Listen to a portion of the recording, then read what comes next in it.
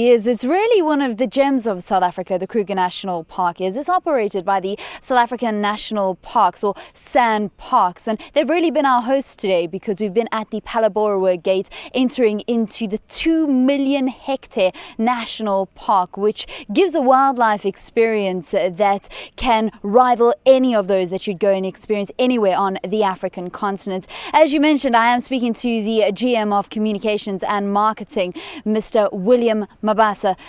William, thank you very much for speaking to Morning Live and welcome to the show. Now, I believe you guys are actually going to be having a polling station right here inside of the park ahead of the elections. Indeed, we're going to have several polling stations. We've got 2 permanent polling stations, one in Mpumalanga, one in Limpopo, because we straddle, between 2 provinces. The one in Skukuza is permanent, and over and above the 2 permanent stations, we'll have mobile stations that will go from camp to camp. So each camp will have a polling station at some stage of the day. Now, I know when anything ever happens within the park, when it comes to the public going in and out of the park, there's a lot that needs to be taken into account because you are going into area where it is home to animals. How are you ensuring that it's not going to have too much of an impact on the park? Like the polling stations are inside the camps.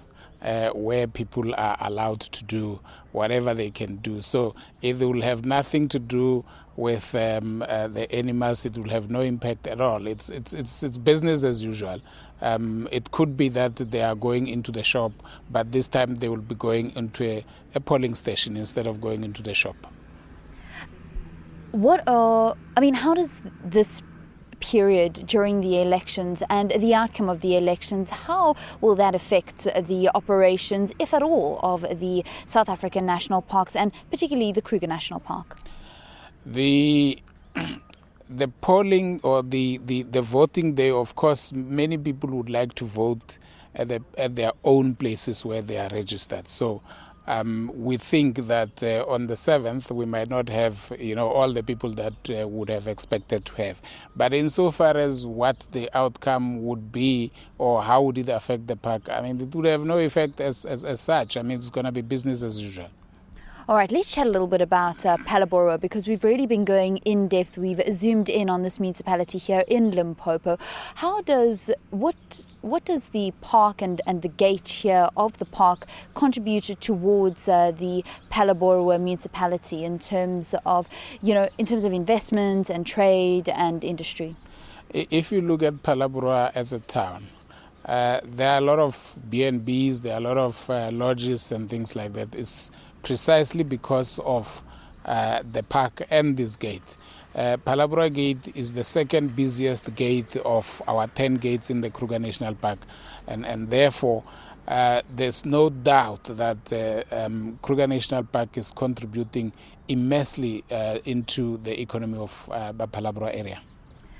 Polling and the industry that is created to help support the parks are just some of the focus areas for yourselves at the Kruger National Park, but a major area of focus has been this war on poaching. And I saw just last week 7 men were arrested appearing in the Palabora Magistrates Court. What is the latest there? Because it just doesn't seem like a war we're winning. We cannot say we're not winning. If you look at the numbers, of course, from 2009 to now, they are going up exponentially. But if you start doing stats to look at the growth rate, you would see that the growth rate between 2012 and 2013 is beginning to stabilize. That gives us hope that we are going to win this war. And of course, we are beginning to employ more and more strategy. And as I speak to you now, you heard in this week that Mozambique have now, come up with a legislation that make poaching an offense in that area. That is another tool in our toolbox. There will be a signing of a memorandum of understanding in this week between our minister and the Mozambican minister. That's another tool in our toolbox, and all those things are contributing towards the fight. And we are confident that we will win it. It's just a matter of time.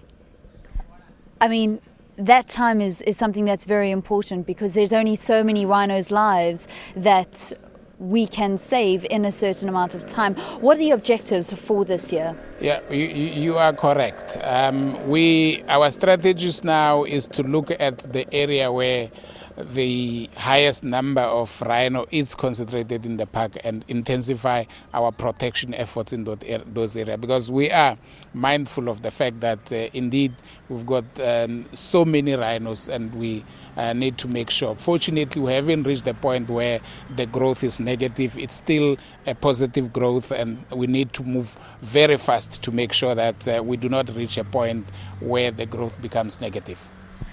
William, we see a lot of publicity around rhino poaching and keeping our rhinos safe. But you are here, you're working at the park. This is where people are, where rhinos are being poached. What is your final message to people in what they could maybe do in their personal capacity to try and help in this war?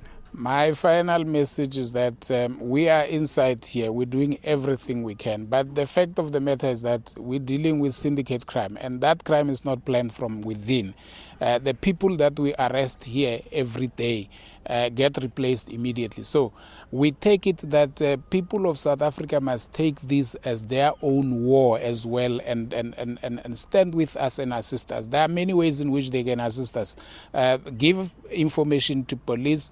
Let everybody do their bit in this fight to make sure that at the end of the day we win. So let it be everybody's war.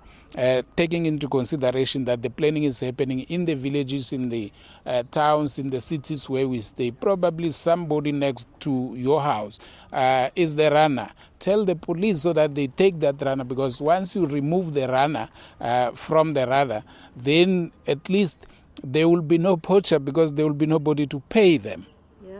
Mr. William Mabasa, who is the GM of Communications and Marketing here at the Kruger National Park. Thank you very much for speaking to us here on Morning Live. Just sending that message out that if we want to win the war on poaching, we need to unite together and bring all of our heads together and unite our resources.